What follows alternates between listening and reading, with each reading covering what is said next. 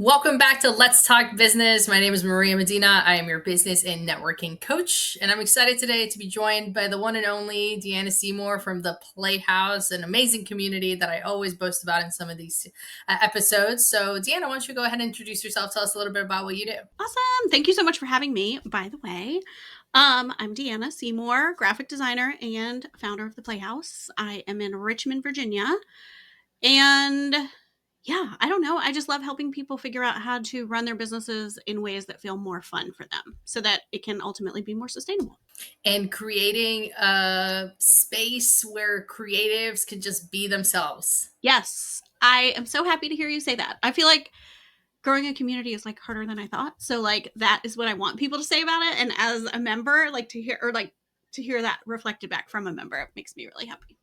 It means that your branding is on point and your messaging is right, which is exactly what you teach people to do. Yeah. Funny how that works. So yeah, no, I got introduced to it by a client. So I think I went to like a networking event and then I got introduced to it. A client, and I was like, you know what, I need to check it out. I need to check it out. Finally joined, have not regretted it. I don't know when my 1 year is coming up, but it's not like it's a no brainer. It's like, yeah, whatever. It's renew. Yeah.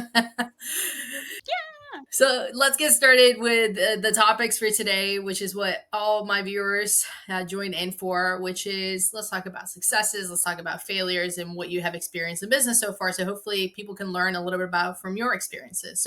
So far, what has been, or what would you say has been your greatest success in business? I think that my greatest success is that I don't hugely rely on social media to grow my business. When I first, I used to be an art teacher. And so being a teacher was always tricky to it's like a game of double dutch. Like, when do I quit? How do I get out? Because you have to commit to the whole year. And then you have a small little summer window to figure out your life before it feels like they're always roping you in with another contract. And so when I finally decided to take the leap, I was already married by that time. And my husband, I was like, okay, I'm gonna do this. And around the same time, I was like, you know what? Social media is driving me crazy. I'm getting off all social media. And he was like, yeah, okay, I totally support you. What? Like, how are you going to grow a business and not be on social media? And I was like, I don't know. I'll figure it out. And so that particular time, I think it lasted about 6 weeks. And I have never really gone back to Facebook. I'm in a few Facebook groups. I feel like, especially when I pay for something and the community part is on Facebook, I felt like I was missing out. And then also I feel like Instagram has always kind of been my favorite, especially when it was just photos, but now it's all the videos. So I lasted 6 weeks off of all social media when I was first starting, but I did a lot of podcast guesting because I knew I still had to get out there, but I think doing that was my first also sort of dipping my toe into what your whole genius thing is, networking, right? Pitching somebody, but in a thoughtful way, because some of them were cold pitches that ended up being really good friends or clients and stuff like that. But that 6 weeks of trying to start a business without social media, I think is kind of, when I look back, it sort of sets the tone for everything that I've kind of built. Does that make sense? Yeah. So what I'm getting from it is the focus. Like you didn't have the distraction of the social media there. So you were able to focus more strategically on that one thing that you were trying to achieve. Mm-hmm. And even now, I'll kind of ebb and flow with social media because I feel like at this point I'm like, okay, I do think it's just a nice way to, I kind of treat it as a way to just connect with people I already know and hopefully maybe reach some people that they know. It is still kind of, I still kind of think of it as more of a networking tool than a content tool. You recording these episodes, whenever I've done content, it's usually podcasting, but it's longer, more intentional pieces. Or if I was a blogger, or I publish my newsletter on my website, so I guess it's I call it essay because it doesn't feel like an official blog. But writing those is really fun, but really intentional. I feel like social media just feels so fast and you just have to keep doing it. So I like to use social media as a way to promote the thing I made that I really like, if that makes sense. Yeah, I find that a lot, and in particular in our TikTok age. And first came Vine, then came TikTok. People are just like, just push content until something sticks, and it's like, well, there's no strategy. Like, what are you? And we were in a group in the Playhouse where we were talking about this, and I asked this question to somebody, and I said, "What is your end goal? Like, what are you trying to achieve overall? If it is networking, then have you gone and made sure that you're connected and following everybody that you need to be following and are connected with? Or are you just pushing content and people that aren't listening? And if it isn't networking and it's getting clients, then what's the strategy there? Are you posting pain points? Are you engaging in conversations and related accounts so that those people then find, like, what is the strategy there? Because just posting to post is not going to get you anywhere. Mm-mm. And it can just it just feels like it's all moving so fast that like it, and I'll get wrapped up in it sometimes and like be like, what am I doing? Oh my gosh, wait, this is I'm doing exactly what I talk about not doing, because it kind of like happens so fast. Or you watch a reel and they're like, do this new thing, like, oh, here's the new change in this and you should do it this way, and you're just like, I just feel like there's so many voices coming at you in the feed, and you're just like, oh, okay, yeah, I'm going to do that. And before you know it, you're doing something, and like someone asks you in real life, like, what are you trying to do? And you're like, oh, actually, this doesn't even help me get closer to my goal. I just think that's brilliant. And it's funny that we're talking about that in social media because it applies. And I had this happen to me maybe like 2-3 weeks ago. I lost focus, and all of a sudden I was like, hey, wait, where's my funnel? Like, I'm normally talking to a lot of people at a time. I was like, what did I do? And it was because I had dropped the ball like 4 weeks before. And I was like, oh my God, okay, what do I tell my clients to do? And it's reminding myself of what, because we're just human. We're going to forget what to do that. So, stemming from that, what do you find has been your biggest challenge so far, and how did you overcome it? Well, I think it's funny because we're talking about the Playhouse, but I was like, I it's so new. Like, so I started the Playhouse in September of last year. So like it's just a little over a year. And I feel like people were like, okay, it's really hard to build a community. And of course I'm a rebel. So I'm like, not for me. Ugh, I'm gonna kill it.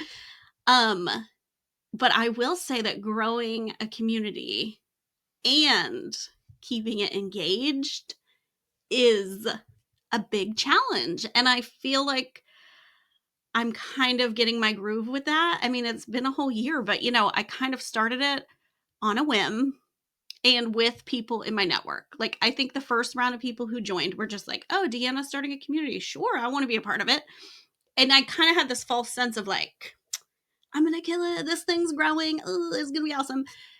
And I still think it is awesome, but it has been a lot more work than I thought it was. And to be honest, I love it actually so much. And I love being challenged and figuring things out and like, oh, I can make this even better. Like, I feel like at this point, I'm kind of like tightening the nuts and bolts. Like, it feels like the IKEA piece of furniture is built, but it was like kind of wobbly this summer. And I'm just like, have that weird tool and I'm making all the things like a little bit tighter. And you're like, okay, this is going to work. This is real. Um, but I think the engagement part has been a challenge. And I think I'm not going to be like, oh, I cracked the code. It's perfect. But I feel like I'm getting the hang of it.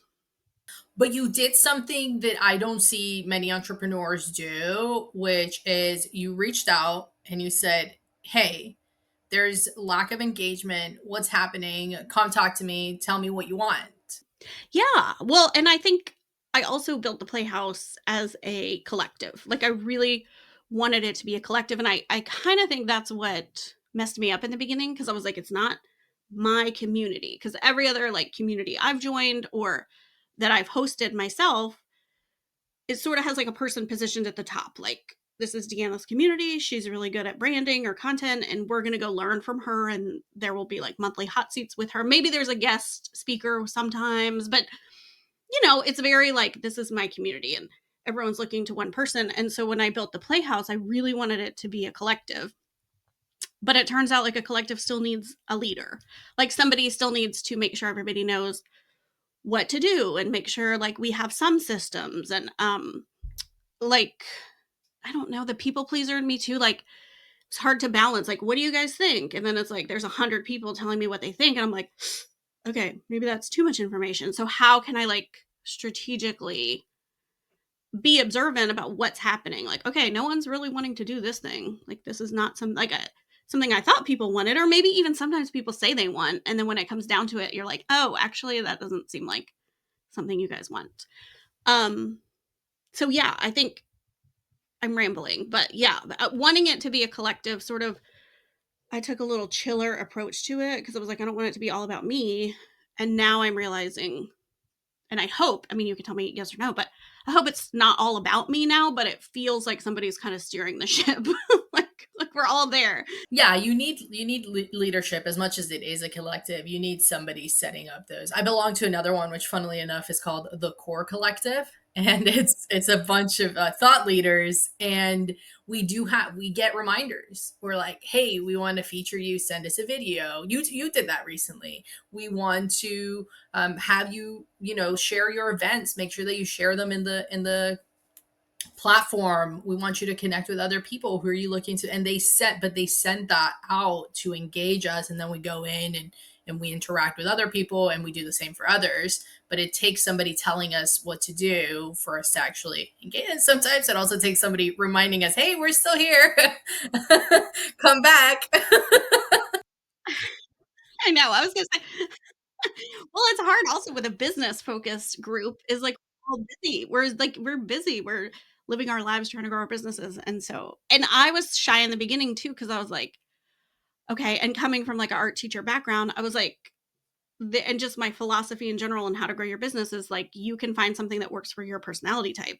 So I think there's a lot to choose from at the Playhouse, but I also don't want people getting overwhelmed. So I'm trying to really amp up the message of like choose what you want to do. Like it's all here for you, but like what do you want to do? And I was afraid to like even do like raffles or engagement to, because I was like, I don't want somebody like recording a 5-minute hot take because they want to win a raffle. Like I only want people doing things that are gonna grow their business or make sense for what they do or feel like within their personality comfort zone. Like, but now I'm like, wait, these people are all grown-ups. They can decide if they want to do it or not. Like just me reminding them it's available doesn't mean I'm like bullying them into doing it. I totally see an opportunity there, though. I just read how to make the most out of your onboarding. If I have the email handy, I'll send it over to you. And one of the things was the first 7 days, but it's figuring out you're joining this community. Why? What is your overall goal for joining this? And once you know that, then maybe there's like AI or some sort of automation where they say, oh, I'm joining for networking. And so it reminds them, it sends them an email every day that says, okay, if you're here for networking, come to this. If you're here for networking, sign up for the matchups. If you're here for, and then it reminds them of what they can use the community to do that. My marketing brain is going off in this conversation, and I know I have to bring it back on track. So if there was something that I love it when it happens, though, if there was something that you wish you knew before you started your business or the community, what is that? What do you wish you could have known? Or sometimes it's many things, but pick one. Yeah. Pick one. I think for me, it would be that you have to experiment. I think we can start to, like when I first joined, or like when I started online business, I'm like, when I joined online business, the club of online business, I was like, okay, I'm an art teacher. I don't know how to have a business. So I need to like learn everything I can. I'm going to buy courses. I'm going to do everything. Like I just was acting like I didn't know anything.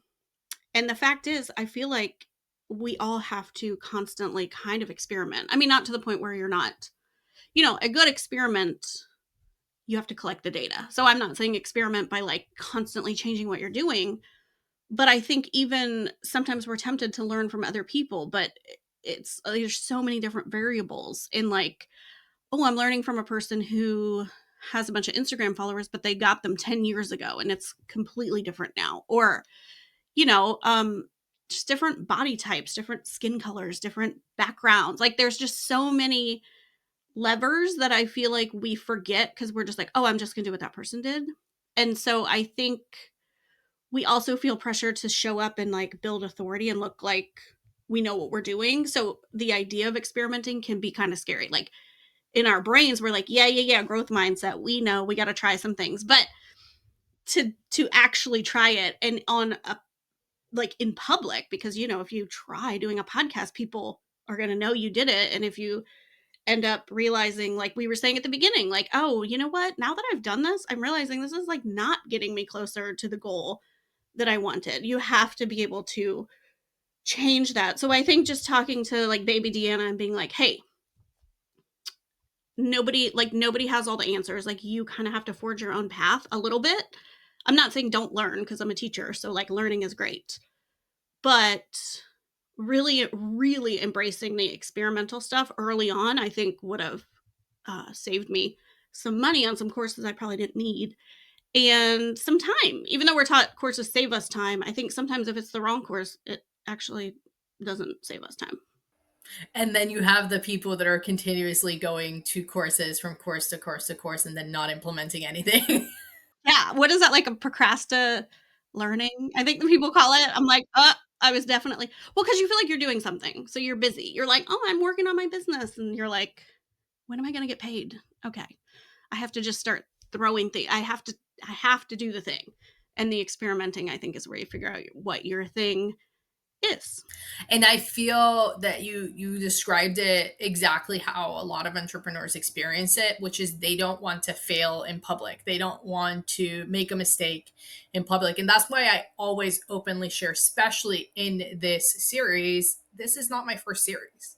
I had a series before this that I thought was going to be great. And then after trying it for 6 months, I was like, it's not achieving what I wanted to achieve. So I'm moving on. And then I openly emailed everybody and said, that series did not work for me. Here's why. And here's why this new series is going to work for me. And am I tracking this one? 100% I'm tracking what this is doing. But again, what is the end goal? And then you got to let go and you got to be like, it's not working.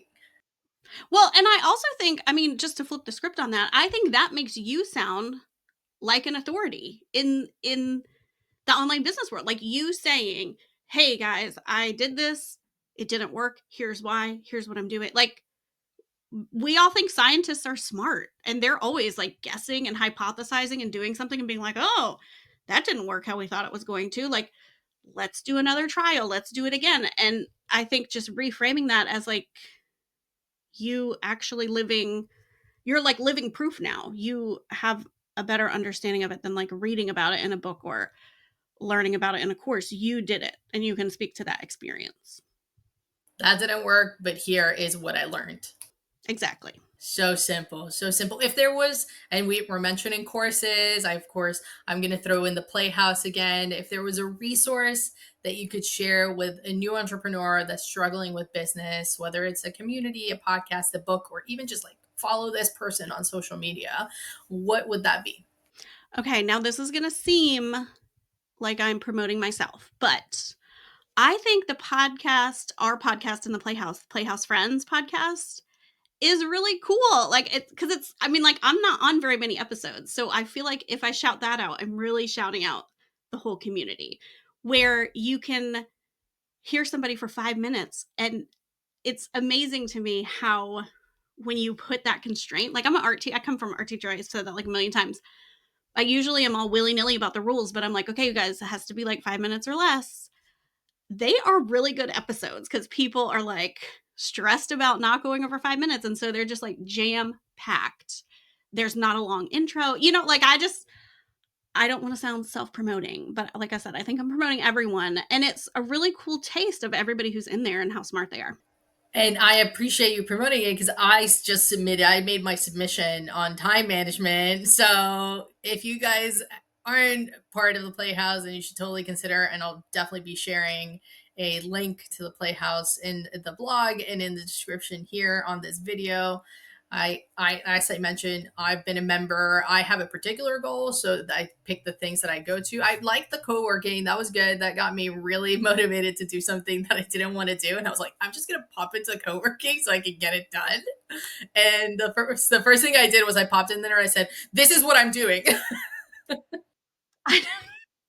That's kind of how I am. And I am also like, don't talk to me, you guys. Like, there are times when I have time to chat, but I have definitely, when it's like break time, I'm like, okay, you guys, I actually have to do this. So you can keep chatting, but I'm going to go now. So yeah, gotta get your work done. And I always like to end these with a fun fact. So, what is a fun fact about you that maybe you don't share very often or just makes you a little bit more interesting to everybody? Okay. I was like thinking about this before I came here. I was like, oh, because I just feel like a tired mom. And I'm like, there's nothing fun about me. So I'm going to reveal why I only have colorful bangs. And it is because the rest of my hair has been permed, like permanently curled, like it's the 80s. And I haven't had one in a while. And I want to get another one. So who knows? Maybe one day you'll see me in the Playhouse and I'll come on camera and like a perm. But like if I dye that hair, it's like gonna be too much. It's gonna be chemical overload. So the only reason that the reason that I only have colorful bangs is because I can't leave my hair alone, and that's the only part of my hair that's not already been processed heavily. Okay, I love that. And my wife is a curly hair girl, so I know like the experience. I also learned a lot apparently from Legally Blonde. Oh yeah, that's right. Well, I have always I think everybody who has straight hair like kind of wishes they had curly hair, and everybody who has curly hair is like trying to straighten it. And so I just feel like growing up in the 80s and I love Dolly Parton, and I'm like, and my hair is like stick straight and just it feels so flat that I'm like, I just need a little body. I just need a little perm in here. So when I did it, my coworkers, it was when I was a teacher, were like, you think this is gonna be like cool and funny, but we feel like it's gonna go very badly. But it looked really cute. I mean, I told the girl, I was like, don't use the tiny rollers. Like, I don't want to be Napoleon Dynamite. Like, use bigger ones. And it was really cute. And the only reason I honestly haven't done it in a while is because it was kind of expensive for a perm. Like, I don't know. And I'm kind of nervous. I'm like, did I just get lucky with that first one? Like, I don't know. I have little nerves around it, but who knows? I might try it again. You're nervous about the perm, but not about the giant, like colorful. Yeah, these I do myself. And I'm like, we got this. We know how to do this. But yeah. Amazing. Thank you so much for being here today. If anybody would like to connect with you, what is the best way for them to reach out to you? Well, my website is deannaseymour.com. And I guess like the funnest way to join my email, I think, is my Less Social Media, More Clients challenge. It's like a 5-day email series. And if you go to deannaseymour.com or jointheplayhouse.com, it's just going to be up in the corner. It's a big red button. You can't miss it. Amazing. I'll make sure I share that as well in the comments and in the blog so that people can get directed to there. Again, thank you so much. I really appreciate you being here today. If you or anybody you know would like to be part of Let's Talk Business, feel free to reach out info@thecoachingnetwork.com. Thank you again for watching.